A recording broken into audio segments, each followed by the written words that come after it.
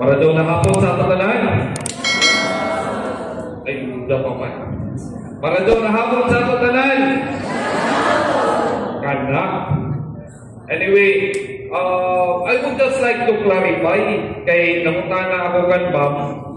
Daoy ra ba diri atong mga igsoon na Surigao Nunsad, but not from Surigao City. They are from the outskirts municipalities. From season, sakto ba? Oo. Para doon hapon sa ato. Kumusta na ato mayor na gwapa? Okay ra? Oo. Well, ako klaroon. Basig matingaya na ato mga igsoon gikan sa season na ala, si mayor ni itong nalagi. I am Attorney Lex Silbosa. I am the City Legal of Surigao City. I am just here to represent our mayor. Grabe kabisi ato ngayon. And of course, we are in support always with our dole and with the province of Surigao del Norte. So, magpakilaya na lamang ako kay Damarwe atong nagsuon diri na dili ko taga Surigao City. Basi matingaya mo sige siguro pasok ka si mayor. Ni itong naman. Oh, pero pareha sa gapon gwapo. Di ba? Adto ka doon kang paglang dili, hindi ka mo makatawag sa itutupad benefits. Kamitaw. My due respect to our fellow public servants who are also employees of the government. First of all, from the office of Congressman Ace Barbers, kami ni mag-iban sa lain-lain nato ng mga programa, lain-lain nato ng mga events. Ma'am Lisa Materos. Ma'am, good afternoon. From our Peso province, classmate mo rin sila ni Papa, nagkahimamat kami ganiha kay nag-iban kami sa event. Oh, Sir Emilio Pantejo. Sir, good afternoon again. And of course, way pabor-pabor, ato City Peso Manager, Ma'am Arjana Lagrama, ato kaiban sa Sudan. Oh, kaiban kami kasama ni Mayor. And of course, our host for this afternoon, ato Dole, from our provincial head, Ma'am May C. Belonta. Ma'am, thank you for your invitation. Kailangan na ako sa pag-abot na ako kanina. Ma'am, na ko doon magbahay kay ni Kari ako sa inyo event. In support, of course, of Dole. This is the same as what you do with the city. You are always sa atong mga tupad, release, down sa Permian Dole. But ma'am, di ako'y pamutana. Uno man inin mga empleyado ng Dole, mga gwapa man. Ha? Requirement ba na? Ay pareha sa ilahan.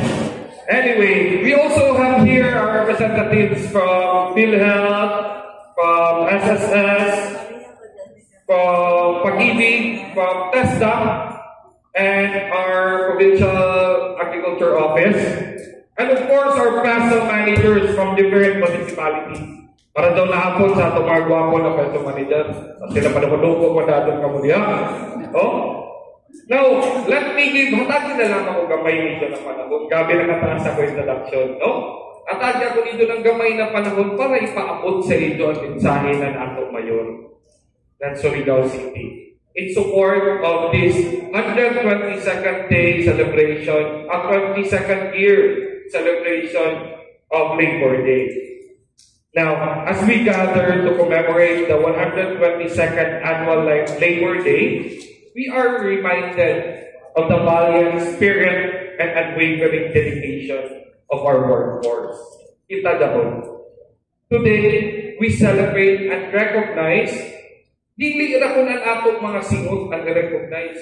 Di irakon ang dugo na atong effort kada adlaw. Kung dili, let us also recognize the resilience and the fortitude because we are the backbone of our community. Kita na mga trabahante ang nagpadagan sa atong komunidad, whether it be the city, the municipalities, or the province itself. In Surigao City or in Surigao del Norte, where the pulse of industry beats strong and the spirit of labor rights, we stand united to our commitment to strengthen labor initiatives. Ako, isa ka abogado, kabayong gadod ako, na dapat panghimusgan gadod nato ang atong mga labor initiatives. whether it be ordinances, whether it be application in the city. For it is through the collective efforts that every worker ipagpagaling ng trabaho, dahil ba ako sa negosyo, o dahil ba ako sa mining, dahil ba ako sa construction, pilit natin doon wayaon, kay every effort counts. As we reflect on the significance of this day, let us reaffirm our pledge to empower, to uphold the rights and dignity nato ng mga trabahante, and ensure that we are not just beneficiaries, di lang kayo tapos nagdawag, but we have rights as well. And those rights include inclusivity. Dapat maapil kita sa lihok ng syudad, maapil ang mga trabahante sa lihok ng munisipyo, maapil ang trabahante sa lihok ng probinsya. Panghingos ka nato, dili raan ka tungod ng isa ka trabahante, kung dili ang ato sa pagkalabot, ang ato pagkaapil sa mga lihok sa syudad, gani sa ato lain-lain na mga committees in the city, dahil ka doon membro na civic organization. Kaya naman, sila ang mas nahimayo unoy concern. Same goes with us, workforce. We know kung unoy atong kinahanglan. Nagkinahanglan ba kita ng ordinansa o nagkinahanglan ba kita ng tabang parehas na nilintuman. To the laborers who break the elements day in and day out, to the service providers who cater to the needs of community, and to the entrepreneurs and mga businessmen who fuel innovation, our contribution is invaluable and our efforts are indispensable. Una-una ako isa sa katrabahante, isa ako sa ito. I am with you when I say nakaiban ako dito sa inadlaw-adlaw nato na struggle, kung dili magkal-struggle sa atong paningkamot na ang atong katungod isip isa katabahante makita na natong gobyerno. It is always emphasized that construction of labor laws, ang construction ng labor law, ang pagtanaw ng balaod, is always pabor gado doon, di ba? I mean, sino ba yung-explain na rin ng law? It is always favored of the labor sa mga trabahante. So we are happy of that. But we must not forget that the law protecting the rights authorizes neither oppression nor destruction of employers. Ikaw na ako Bisaya para masabtan nato.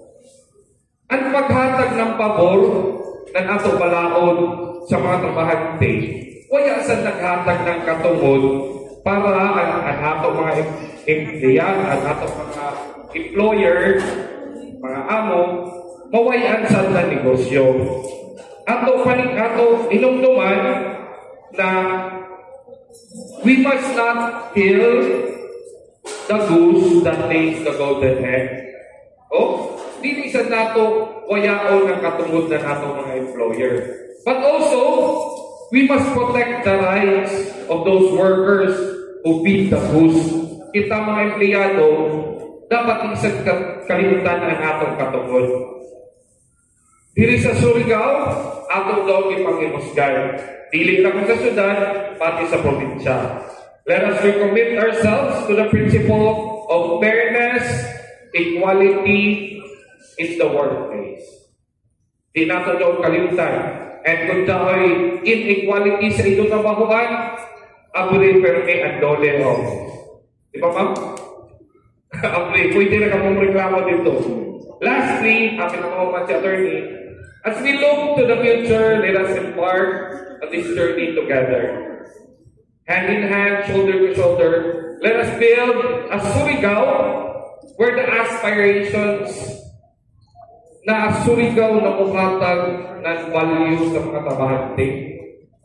Kaya isa naman kita ka Surigao. Isa naman ang probinsya ng Surigao del Norte. Diba? Atong paningkamutan na ang progress is synonymous to inclusivity. Atong paningkamutan na ang mga trabahante apilsan sa pagpadagan ng syudad o probinsya. And on this 122nd Labor Day celebration, let us look back to the learnings of the past.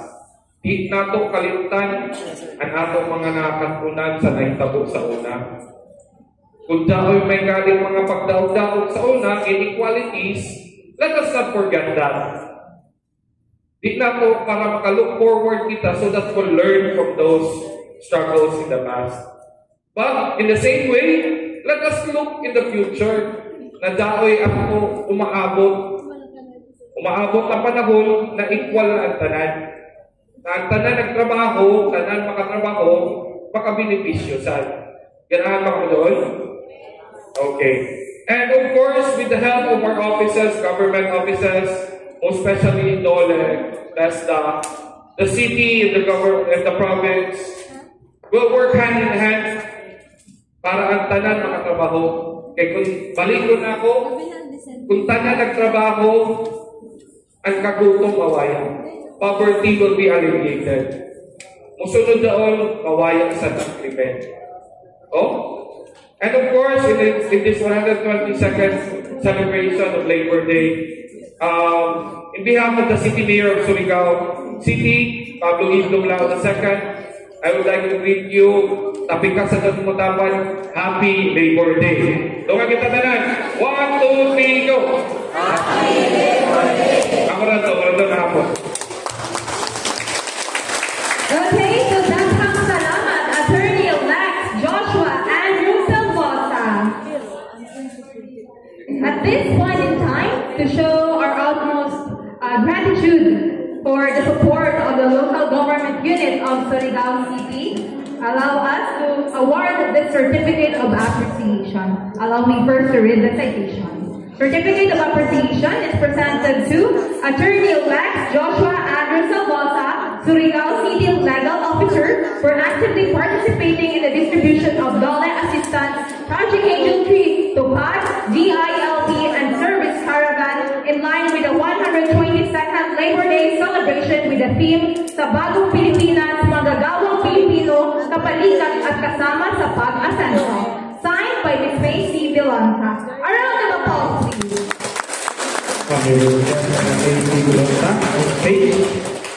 And sir, once again, let's give hand to Attorney-elect Joshua Salvosa.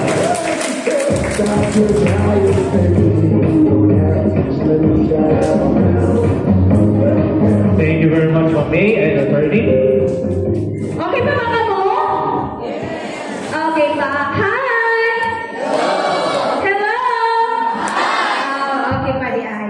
So at this point in time, we will first, to inspire us more, no? Let's first hear a message coming from our very own Congressional District 2 in charge, none other than Ms. Liza B. Montero.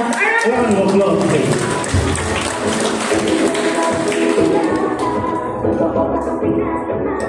Thank you so much sa mga alive na mga MC nato kumandere sa ato 122nd Labor Day. First and foremost, sa dili pa ako mo paabot sa mensahe ni Congressman Robert A. Marbers, I would like to give my respect and greetings of Happy Labor Day. Of course, sa ato ini kuman sa presidential table, our very active, very pretty Provincial Director of the Department of Labor and Employment, Surigao del Norte, May Velonta, akong partner kanunay sa tanang panahon. Of course, the very active staff sa DOLE o Kamang Yvonne, ang atong focal person, Mang Yvonne Kaaya. I also would like to greet Happy Labor Day to the very inspiring, guwapo sa pili na bata, Black is beautiful. Mas guwapo pa ini kan Richard Gomez. Attorney Joshua Salvosa. Attorney. Of course, to our PESO manager of local government unit of Surigao City, Ma'am Arcel Lagrama, partner na sa Napo when she was with Dole Coco Forzon, Awatupan.